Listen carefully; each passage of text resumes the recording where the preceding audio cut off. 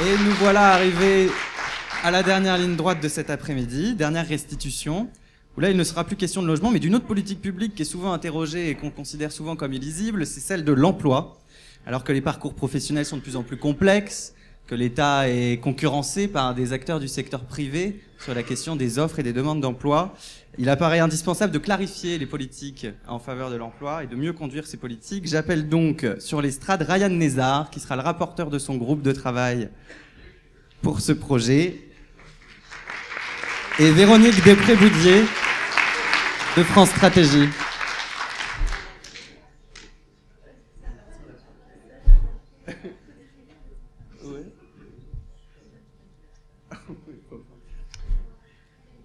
Voilà. Valérie Després-Boudier. Véronique, pardon. Toutes mes excuses. Véronique, chef du département Travail Emploi à France Stratégie. Et tout de suite, on laisse la parole à Ryan. Bien, permettez-moi tout d'abord de vous remercier, Madame la Directrice, Monsieur le Commissaire Général, Madame la Conseillère.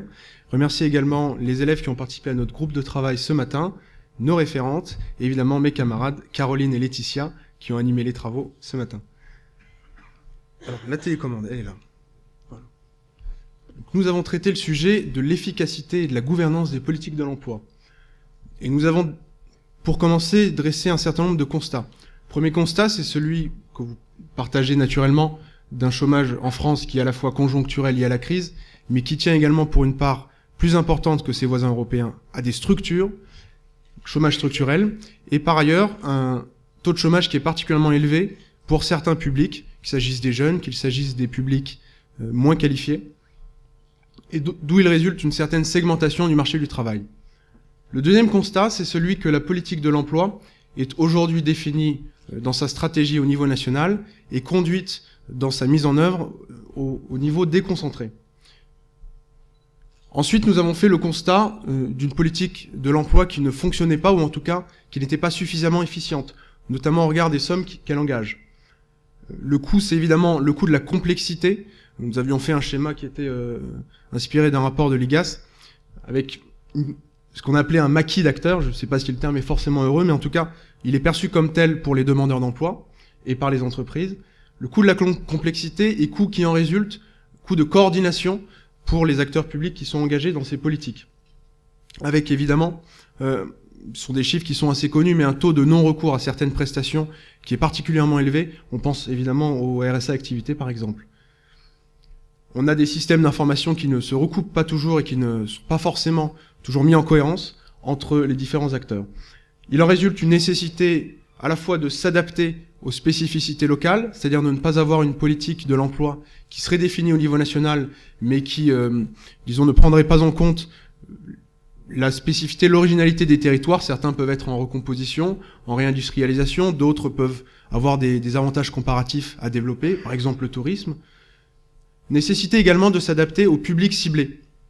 Et par public, on entend à la fois les actifs, qu'ils soient en demande d'emploi immédiate ou bien qu'ils puissent rechercher un emploi à l'avenir. Et on pense évidemment aux entreprises. Et pour ces deux acteurs, nous avons essayé dans nos propositions de mettre en avant une logique de parcours et une logique de guichet unique autant qu'il était possible. Le tout dans disons, guidé par une philosophie qui est celle du bottom-up, c'est-à-dire qui consiste à partir des besoins des publics ciblés par la politique de l'emploi et non pas des acteurs.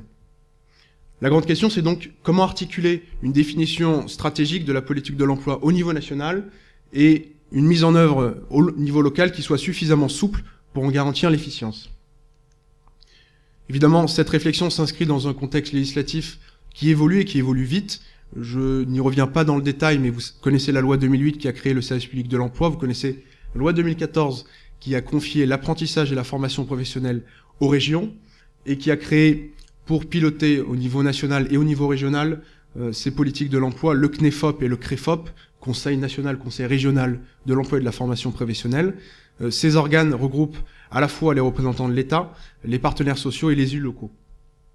La loi NOTRe, en cours de discussion au Parlement, comporte un amendement qui est assez intéressant pour notre réflexion et qui permet de déléguer aux régions la compétence en tant que chef de file de la politique de l'emploi. Et alors, ce que nous allons vous proposer, peut-être un peu original, monsieur le commissaire général, vous nous aviez appelé à la folie. Je ne sais pas si c'est de la folie administrative, en tout cas nous avons fait non pas 3 propositions différentes au sens où ce seraient des propositions thématiques, mais nous proposons 3 scénarios. 3 scénarios qui sont plus ou moins crédibles, qui le sont sans doute plus à un horizon 10 ans qu'à un horizon 2 ans, par exemple.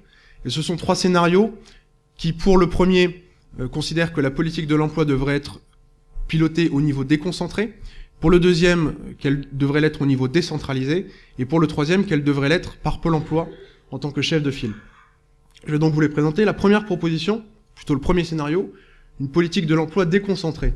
Il s'agirait de confier au préfet de région le rôle de chef de file, non pas un nouveau préfet, mais les préfets existants, chef de file, et qui présiderait le CREFOP. Cette approche, elle a plusieurs avantages. Le premier avantage, c'est évidemment de présenter une forme d'égalité de traitement entre les territoires, même si, en cela, elle ne suit pas la logique de la loi NOTRe, qui permettait, comme je le disais, une délégation aux régions. Elle pose en revanche une autre question, qui est celle de la gouvernance infrarégionale, puisque nous avons inscrit notre réflexion dans le cadre des nouvelles régions, les 13 régions, en tout cas en métropole, qui vont être créées avec la loi qui a déjà été adoptée. La question qui se pose, c'est qui sera compétent sur le territoire pour déléguer, plutôt pour exercer la mise en œuvre, la déclinaison locale, ça peut être les intercommunalités, en tout cas c'était une réflexion qu'on avait. Et puis enfin, cette proposition pose la question du devenir des directs. Faut-il que les directs se concentrent sur la question de l'inspection du travail? Se pose la question également de qui devrait mettre en œuvre la compétence formation professionnelle. Dans le groupe de travail de ce matin, il a été évoqué notamment que cette compétence revienne dans le giron de l'État. Le deuxième scénario, c'est celui d'une politique décentralisée. Politique décentralisée avec la région comme chef de file. C'est un peu la logique de l'amendement qui a été introduit dans la loi NOTRe. Et la région pourrait exercer cette compétence sous la forme d'une contractualisation qui serait passée par exemple tous les 3 ans avec l'État sur la base d'un projet territorial. Et ce projet territorial aurait 2 objets. Le premier, ce serait de dresser les constats et l'analyse du niveau d'emploi, des caractéristiques de l'emploi dans le territoire. Et le deuxième volet serait un volet d'action et de financement. Cette proposition, plutôt ce scénario, présente l'avantage de mieux mettre en cohérence les compétences emploi et les compétences formation professionnelle, puisque la formation professionnelle est dorénavant passée aux régions. Elle présente également l'avantage qui peut également devenir un inconvénient d'exercer ces compétences plus proches du terrain. Mais en même temps, lorsqu'il s'agit de grandes régions, on s'est quand même interrogé ce matin en se disant il faudra néanmoins avoir une délégation infrarégionale, parce que certainement qu'on ne pourra pas depuis Lyon, par exemple, pour prendre la région Rhône-Alpes-Auvergne, avoir une politique de l'emploi cohérente pour toute la grande région. Et puis enfin, elle pose une question qui nous a paru, disons, présenter un risque assez certain, qui est celle de l'égalité de traitement entre les régions et d'une possible mise en concurrence entre les régions dès lors que la compétence serait exercée par la région comme chef de file. Le troisième et dernier scénario, peut-être plus original, certainement même, celui qui confierait à Pôle emploi le rôle de chef de file de toute la politique de l'emploi, non pas sur le modèle d'un opérateur de l'État comme c'est aujourd'hui le cas, mais sur le modèle d'une véritable agence. On a évoqué ce matin le modèle de l'ARS, alors avec évidemment des points de vue contrastés sur la réussite ou non des ARS. L'avantage que présente ce scénario, c'est que Pôle emploi est déjà bien représenté sur les territoires, avec des déclinaisons régionales, des déclinaisons départementales. Et par ailleurs, Pôle emploi est bien identifié à la fois par les acteurs entreprises et évidemment par les actifs. Ce scénario présente également l'avantage de mettre en avant une logique de guichet unique, où Pôle emploi constituerait la porte d'entrée pour les publics ciblés par les politiques de l'emploi, et charge reviendrait ensuite à Pôle emploi d'internaliser le coût de la complexité administrative, c'est-à-dire que pour l'usager, il serait assez simple d'arriver à Pôle emploi, charge ensuite à l'administration de redispatcher selon les demandes des usagers, qu'il s'agisse d'une formation professionnelle, qu'il s'agisse d'un accompagnement à la mobilité, par exemple. Et puis enfin, ce scénario exigerait que Pôle emploi, sans doute, se recentre sur cette mission d'accompagnement des actifs, mais accompagnement global, plus uniquement sur la recherche d'emploi, et qui comprendrait également la formation professionnelle, pourrait aller vers une fusion AFPA-Pôle emploi. Et sans doute que Pôle emploi, dans ce cadre-là, il serait moins pertinent peut-être qu'il traite encore la collecte des offres qui peut être assurée par d'autres opérateurs. Voilà donc les 3 les 3 grandes propositions que nous souhaitions vous proposer. Plutôt 3 scénarios, un scénario de politique de l'emploi déconcentré, un scénario décentralisé et un scénario avec un pilotage par Pôle emploi. Je vous remercie. Merci beaucoup.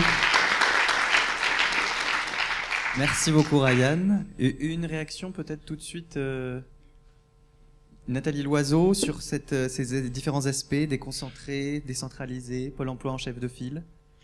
Très rapidement, là encore, on voit qu'on est en pleine transition territoriale avec des interrogations, mais je pense d'abord intéressant d'avoir ces 3 échelons progressifs, ces 3 scénarios en fonction de l'ambition que l'on est capable de porter sur ces sujets. La préoccupation de l'égalité des territoires qui est mise en avant, en tout cas dans le premier scénario, me paraît intéressante. Et puis la capacité à confier à l'acteur le plus proche des usagers, en fait, un rôle de guichet unique, de proximité, s'agissant de Pôle emploi, en transformant assez largement son rôle, mais en lui confiant l'essentiel. Ça me paraît aussi une piste tout à fait imaginative. Donc je ne sais pas si on a été fou, mais en tout cas, on est sorti un peu des rails et de la reproduction des habitudes. Donc ça me paraît ce qu'on cherchait à faire aujourd'hui, en tout cas. Muriel Métivé, peut-être que l'emploi aussi, dans la revue d'émission aujourd'hui menée par le secrétaire d'État à la réforme et la simplification, j'imagine que c'est au centre de la réflexion. Ouais. Ce que je trouve intéressant au-delà, c'est que les 3 propositions, ou les 3 scénarios sont vraiment au cœur des débats qui ont traversé la loi NOTRe encore très récemment, puisque en fait, en fonction des interlocuteurs et des sensibilités, on voit qu'effectivement on oscille entre déconcentration, décentralisation ou des modèles plus hybrides. Moi je trouve que les 3 scénarios ont leur cohérence, on verra ce qui sortira finalement du vote de la loi NOTRe. Ce que je trouve intéressant dans les propositions, c'est qu'à mon avis, elles captent bien les enjeux. C'est-à-dire qu'il y a l'enjeu du continuum entre développement économique, formation professionnelle et emploi a été bien vu. Ça, c'est probablement quelque chose qui doit être effectivement fait au niveau des régions et des grandes régions, parce que c'est là où effectivement on peut faire la cohérence stratégique entre les politiques de formation professionnelle, les politiques d'emploi, les politiques de développement économique. On a les CREFOP effectivement qui viennent de se mettre en place, c'est vraiment tout récent puisqu'ils ont été structurés en début d'année, donc on verra, je pense qu'il faut leur donner quelques mois pour voir si effectivement ça peut être ce lieu quadripartite où on fait vraiment la cohérence stratégique.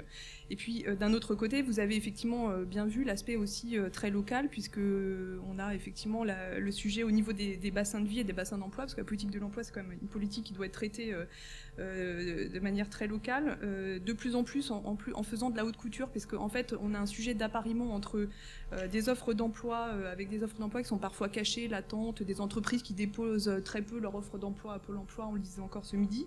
Et puis d'un autre côté, on a des besoins d'emploi avec des publics qui peuvent être parfois très éloignés de l'emploi, et donc il faut faire une véritable ingénierie des parcours, c'est-à-dire que prendre quelqu'un, regarder par quel parcours de formation il faut le faire passer pour l'amener dans un emploi. Et donc ça, c'est une logique qui se fait, je pense, effectivement de manière très très locale au sein des SPEL. Je suis pas sûre qu'il faille créer effectivement d'autres types de préfets, au sens où les sous-préfets sont quand même super actifs sur ces questions. Et simplement, le problème, c'est que les arrondissements, le découpage administratif côté sous-préfecture correspond pas du tout, et de moins en moins au bassin de vie et aux circonscriptions pertinentes pour piloter localement les politiques de l'emploi. Donc là, il y a probablement quelque chose qui est à améliorer. Et puis ce que je voulais dire aussi, c'est qu'il ne faut pas oublier le rôle des conseils généraux, parce qu'on a la convention ADF Pôle emploi qui a été signée. Il faut aller vers de l'accompagnement global, c'est-à-dire accompagner les gens à la fois sur le front de la recherche d'emploi et sur les autres difficultés qu'ils peuvent rencontrer dans leur parcours, parce que l'emploi, l'accès au logement, l'accès à la santé, la garde d'enfants, le transport, ce ne sont pas des sujets déconnectés. Et donc il faut articuler effectivement le rôle des grandes régions, le rôle micro-local au niveau des communes ou des intercos, sans oublier effectivement quand même le département qui a un rôle très important à jouer pour des publics qui sont éloignés de l'emploi.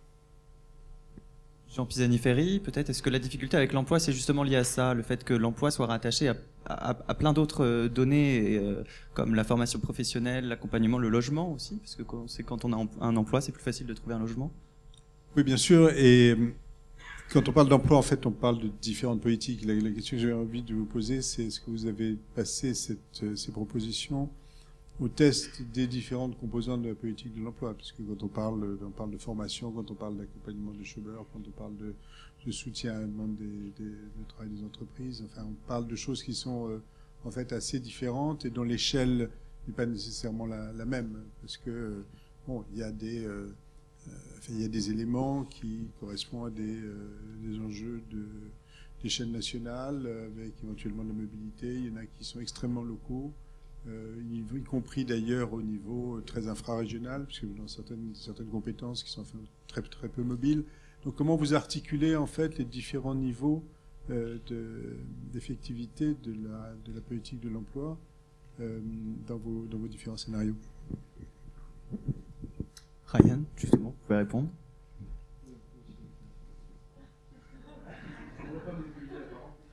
Véronique Després. Bon, moi, je suis mal placée pour répondre parce que je vais vous donner mon avis. Moi, je pense qu'il y a effectivement plusieurs niveaux quand on parle de politique d'emploi. Je pense qu'il faut avoir en tête un niveau stratégique qui revient à l'État. Et puis ensuite, il faut aller au plus près du besoin de l'usager. Et donc l'usager, il peut être différent. Ça peut être effectivement le demandeur d'emploi, ça peut être le jeune. Alors si on est au niveau du demandeur d'emploi, on va plutôt actionner Pôle emploi. Si on est plutôt jeune, on va aller actionner plutôt les politiques départementales. Si on est l'entreprise, on va aller actionner d'autres acteurs. On va aller actionner un niveau très territorial, mais on peut aussi aller actionner les branches, les partenaires sociaux, qu'il ne faut pas oublier. Donc, bref, on est effectivement sur des niveaux d'intervention qui sont nécessairement différents, mais à mon avis qui se rejoignent au moins dans deux motivations qui ont conduit le groupe. La première motivation, c'est la question de la simplicité et de la lisibilité. Il faut, de toutes les manières, arriver à ce que la politique de l'emploi, elle soit facilement préhensible par les personnes. Et puis, il faut qu'elle soit suffisamment transparente pour éviter, on l'a vu, les questions de non-recours et qu'elle joue à plein, en fait, toute son effectivité. Et que du coup, on ait une fluidité qui soit la plus souple, la plus réelle possible sur le marché du travail. Et ces deux qualités-là, donc transparence, fluidité, elles sont, à mon avis, portées par une des propositions que je ne revois pas vraiment ici, mais dont on a pas mal parlé ce matin, c'est la question du guichet unique. Et je pense que c'est vraiment une bonne piste. Ce guichet unique, il peut être activé tant par l'usager, par l'actif, par le jeune, que par l'entreprise. L'entreprise, elle a besoin effectivement d'avoir des réponses adaptées sans avoir la nécessité d'aller, taper à X portes.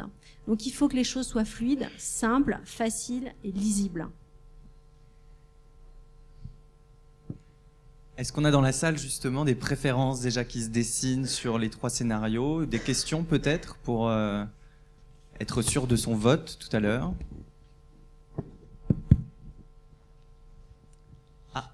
Marie Sarnez, élève à l'ENA.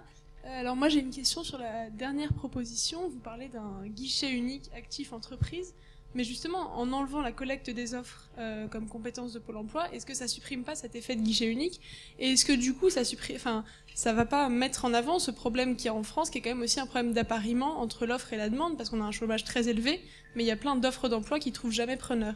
Donc est-ce que cette idée d'avoir une grosse agence Pôle emploi ne devrait pas aussi intégrer une compétence de cette agence en matière de collecte des offres et de relations avec les entreprises? Faut-il abandonner la collecte des offres par Pôle emploi? Merci. En fait, c'était une question effectivement qu'on a beaucoup débattue ce matin. Ce qu'il en est ressorti, c'est que finalement, cette mission de collecte des offres, elle n'était pas réalisée de façon satisfaisante par Pôle emploi aujourd'hui. Je crois que le chiffre qui était évoqué, c'était 14% des offres d'emploi qui passaient par Pôle emploi, et on se demandait même si le chiffre n'était pas gonflé. Donc, première question, c'est si les opérateurs privés font mieux ce que fait Pôle emploi, est-ce que c'est grave? Bon, pas forcément. Ensuite, Pôle emploi, la façon dont on le conçoit dans ce troisième scénario, c'est pas forcément celui qui a réponse à tout. Mais c'est la porte d'entrée, encore une fois, le guichet unique, au sens où c'est l'interlocuteur des acteurs qui vont bénéficier de la politique de l'emploi. Donc Pôle emploi peut très bien ensuite rediriger en l'occurrence les entreprises, vers les opérateurs avec lesquels il aura bâti une contractualisation, par exemple. C'est pas du tout quelque chose qui pourrait être écarté. Mais on a considéré qu'en termes de bonne gestion des deniers publics, il valait mieux peut-être que Pôle emploi dans ce scénario se concentre sur ce qui fait le mieux. Merci Ryan. Une autre question de la salle avant de procéder au vote, oui ?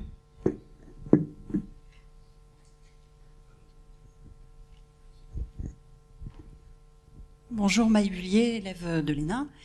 Une petite question sur le scénario 3. Comment vous articulez l'action des missions locales avec votre scénario ? Pardon, à nouveau. Pour moi, c'est nécessairement intégré. Les missions locales, elles sont partie du service public de l'emploi. Hein, donc, c'est nécessairement articulé. Il y a les missions locales, il y a Cap Emploi, il y a d'autres structures et donc qui sont en charge des politiques d'insertion et d'accompagnement. Donc, pour moi, elles sont nécessairement dedans. Est-ce qu'on a une autre question ? Oui, monsieur, à nouveau ? Ça ne vous dispense toujours pas de vous lever et de vous représenter encore, si vous le souhaitez. Excusez-moi, c'est juste un témoignage pour dire que sur le territoire de la ville de Strasbourg, nous mettons en œuvre le scénario 3, c'est-à-dire dans un accord entre la collectivité qui a les compétences déléguées du Conseil général sur les préoccupations sociales. Pour les bénéficiaires du RSA, nous mettons une expérimentation d'un accompagnement conjoint de conseillers de Pôle emploi avec des travailleurs sociaux. Merci. Pour cet exemple d'expérimentation du scénario 3, merci. Est-ce qu'on peut passer au vote à présent ? On a 3 scénarios assez clairs qui se présentent à nous. On va récapituler ces propositions. Donc, une politique déconcentrée de l'emploi, une politique de l'emploi décentralisé, en plein débat sur la réforme territoriale, et un pilotage de la politique de l'emploi par Pôle emploi lui-même, Pôle emploi qui abandonnerait dans ce cas-là la collecte, éventuellement, des offres d'emploi. Vous êtes invités à voter, vous avez 30 secondes, c'est parti.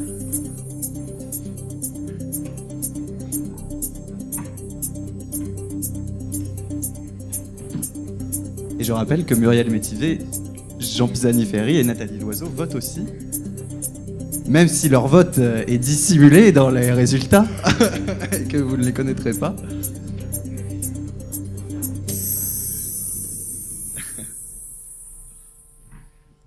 Alors les résultats, tout de suite. Et on a une forte majorité quand même qui se dessine pour le scénario 3, hein, 51,6% de la salle. Pour confier à Pôle emploi un pilotage de la politique de l'emploi au niveau national et décliner effectivement. Alors on voit que ça suscite des débats. C'est pas celui que vous attendiez, Ryan. Bon, mais vous avez la réponse de la salle en tout cas. On vous remercie beaucoup en tout cas. Merci beaucoup, Ryan. Merci Véronique.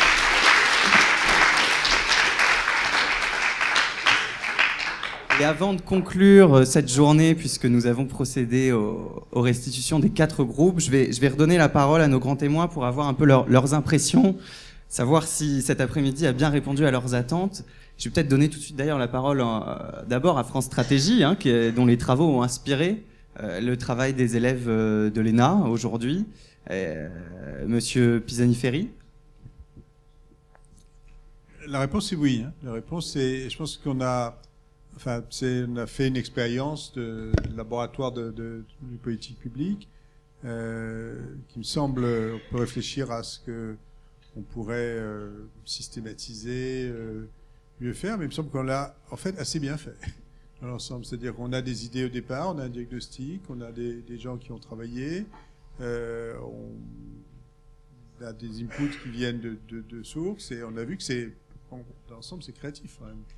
Et puis que même le débat, même s'il a été très court hein, sur chacun des thèmes, puisque sur chacun des thèmes, on a eu l'exposé, 2-3 questions, et puis on est passé au vote. Donc certainement, si on avait eu un débat plus long, plus contradictoire, ça aurait pu changer le résultat des votes. Donc on l'a fait de manière très concentrée, donc nécessairement avec disons, un peu de coordination artificielle sur des propositions qui, encore une fois, sont pas passées l'ensemble du test. Mais il me semble quand même que le fait de s'être forcé à faire 4 sujets comme ça en 2 heures, ça montre la puissance de la méthode, et donc je pense que c'est tout à fait intéressant d'avoir pu faire ça. Ça donne envie de recommencer, enfin, ce qui me concerne. Muriel ? Moi, ce que je retiens en fait de cet après-midi, qui a été effectivement très enrichissante et en plus très agréable, c'est d'abord le fait que dans tous les groupes, il y a eu une très bonne prise en compte des autres acteurs et notamment des collectivités locales. Donc ça, je pense que c'est un point qui est très très important. C'est vrai que la haute administration, les administrations centrales ont un peu tendance, et je me mets vraiment dans le lot pour avoir été en administration centrale par ailleurs, à raisonner de manière assez centrique sur ce que fait l'État. Et je pense qu'aujourd'hui, et encore plus demain, et encore plus dans 10 ans, il faudra vraiment prendre en compte le fait que l'État est un acteur parmi d'autres, avec des dynamiques territoriales qui sont à l'œuvre et qui sont quand même hyper puissantes quand on aura ces grandes métropoles, ces grandes régions. Du reste, on est allé en région dans le cadre de l'action publique dans 10 ans. C'est vrai que quand on va à Nantes, à Grenoble, à Sénart, on voit que sur le terrain, il y a des grandes collectivités, il y a des élus, il y a des directeurs généraux de services, etc., qui challengent quand même pas mal l'État, quoi. Je pense qu'il faut vraiment en avoir conscience et pas se dire que, effectivement, comme vous le disiez, Madame Loiseau, l'État est le seul détenteur de l'intérêt général, parce qu'on a d'autres partenaires. Au-delà des collectivités, il y a aussi les associations, il y a aussi le secteur privé, il y a tout un tas d'autres acteurs qui aspirent à co-construire l'action publique, à être partie prenante du service public, donc il ne faut pas les oublier. Ça, je pense que c'était vraiment quand même un des points forts des groupes d'aujourd'hui. Moi, j'étais ravie de voir le mot bottom-up dans le 4e groupe, puisque je l'avais moi-même prononcé, donc je me dis que là, on est quand même vraiment sur la bonne voie quand, effectivement, on intègre le fait que de plus en plus, les politiques publiques vont devoir se construire bottom-up, parce qu'elles prendront en compte, justement, ces autres acteurs, elles prendront en compte la vision de l'usager, qui a été bien, là aussi, rappelée dans chacun des groupes. Et puis, simplement, en termes de méthode du changement, et ça fait juste le lien avec le 4e groupe sur l'emploi, je pense qu'il faut de plus en plus qu'on raisonne en termes d'expérimentation. Je pense qu'il n'y aura jamais de grand soir du logement, il n'y aura jamais de grand soir de l'emploi, au sens où on ferait une belle loi, une belle circulaire, un beau décret qui changerait du jour au lendemain les pratiques, parce que derrière, il y a des structures, il y a des hommes, il y a des pratiques professionnelles, il y a un ADN, en fait, de tous ces acteurs qui rendent ces politiques publiques sur les territoires. Et donc, je pense que de plus en plus, pour changer l'action publique et la transformer, on passera par de l'expérimentation, on va tester des trucs, on aura des régions qui vont demander la délégation de compétences sur l'emploi, on verra si ça marchera peut-être pas du premier coup, il y aura peut-être une région dans laquelle ça marche et 2 autres dans lesquelles ça marche pas. Il faudra en tirer les conséquences, remettre sur le métier, refaire une expérimentation, etc., etc. Donc ça, je pense que de plus en plus, ça va devenir la méthode de conduite du changement. Nathalie Loiseau, vous êtes satisfaite du travail des élèves de la promotion Churchill ? Ce qui m'intéresse, c'est qu'il y a eu un vrai dialogue et des propositions innovantes. Moi, je suis preneuse de renouveler l'exercice l'année prochaine avec la promotion Orwell. Je crois que le faire à ce moment-là de la scolarité, c'est-à-dire après le stage territoire, c'est véritablement intéressant, et je pense que si on l'anticipe encore davantage, conduire les élèves en stage à réfléchir sur un certain nombre d'axes sur lesquels on voudra les faire travailler au retour avec France Stratégie, ça peut être vraiment quelque chose de très constructif. Je l'ai proposé, ça n'était pas possible à l'heure à laquelle nous nous réunissions, mais sur le fond, nous sommes d'accord pour le faire. Et je l'ai proposé à l'INET. Et je crois que précisément, il y aurait un intérêt supplémentaire à ce que les ateliers puissent se dérouler entre élèves de l'ENA et élèves de l'INET. C'est une direction dans laquelle nos 2 écoles vont de plus en plus. Et dans une réflexion comme celle d'aujourd'hui, ça s'impose à l'évidence. On l'a entendu dans chacun des groupes de travail, et il aurait été intéressant de croiser les regards de ce point de vue-là. Donc, si France Stratégie est prêt à recommencer l'exercice, en tout cas, nous, on sera ravis de monter à nouveau. Jean Pisani-Ferry, une réponse. Bien sûr, non.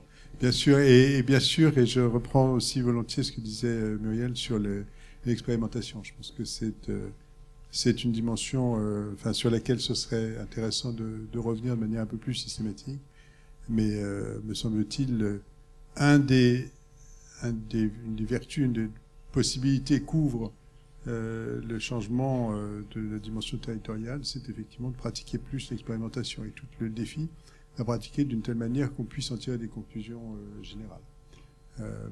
Mais effectivement, en matière de politique du logement, en matière de politique de l'emploi, c'est sûrement un des vecteurs de changement que de montrer concrètement ce que donnent des expériences conduites dans des conditions par ailleurs assez similaires. On apprend beaucoup plus de ce qui est proche que de ce qui est lointain. La transposition de ce qui se fait à l'étranger est difficile, la transposition de ce qui se fait dans la région d'à côté, dans la ville d'à côté, est beaucoup plus facile. Voilà. Et alors, donc, comme vous êtes la promotion Winston Churchill, j'ai pas résisté à l'épuiser dans ce que vous savez être l'inépuisable catalogue des citations de Churchill. J'en ai trouvé une qui correspond assez bien à ce qu'on a discuté. To improve is to change. To be perfect is to change often. Voilà. Sur ces bons mots, c'est sur ces mots de Winston Churchill qu'on va se quitter, l'inépuisable Winston Churchill. Je vous remercie à tous pour votre participation. Je remercie particulièrement Nathalie Loiseau de nous avoir accueillis ici à Strasbourg, Jean Pisani-Ferry d'avoir été présent pour analyser le travail des élèves de l'ENA, Muriel Métivé qui s'est déplacée et qui suit tous ces sujets de très près au secrétariat d'État de Thierry Mandon. Merci surtout aux élèves qui ont travaillé et aux rapporteurs qui sont venus sur scène. Je sais que le temps, c'est toujours une contrainte, qu'on n'a pas forcément eu tout le temps d'aborder la richesse des propositions de ces groupes, mais on avait 2 heures pour parler de ces 4 sujets très importants.